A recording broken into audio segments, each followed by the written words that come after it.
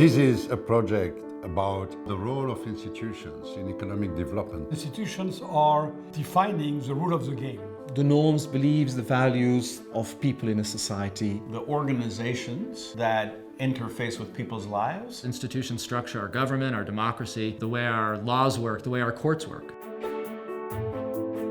We know what success looks like. What we don't know is how to get there. What this program will do is lift up the bonnet and look at the engine of growth and development. The idea in all research is just to make the mechanisms in society more transparent. What kind of reform will be the most important? What this project is going to do is generate a body of evidence about how to effectively reshape institutions in ways that improve people's lives. If we want to foster institutional change, we need people's preferences to be in that direction. We need a set of rules of the game so that when the new institutional arrangement is agreed upon, it can properly function. Whenever you play a game, if the rules are not clear, everybody plays the game its own way, and you never get to the end of the game.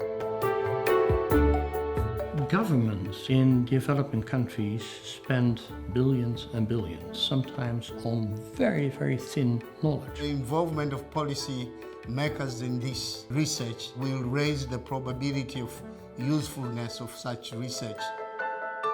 Institutions matter because it tells the difference between those who are the winners and the losers in a society. 40, 50, 60% of the world's poor are living in countries with weak institutional environments. Understanding those institutions and changing them in the direction of fairness and in the direction of economic progress would be a huge contribution to human welfare, particularly for the least well-off. Improving institutions will actually lift millions of Africans out of poverty.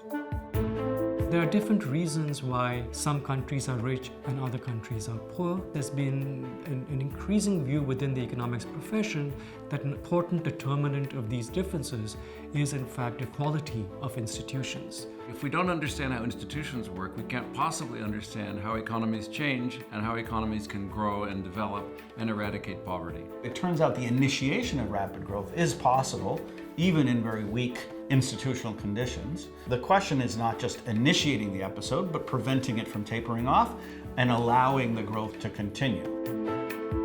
We will produce an institutions diagnostic. That tool will help policymakers diagnose the bottlenecks to growth arising from institutions. To create for policymakers a roadmap of institution building, of policy reforms. A tool that someone seated either in Africa or elsewhere, Asia, can use to assess the institutions and what can be done to address those constraints for efficient functioning of institutions.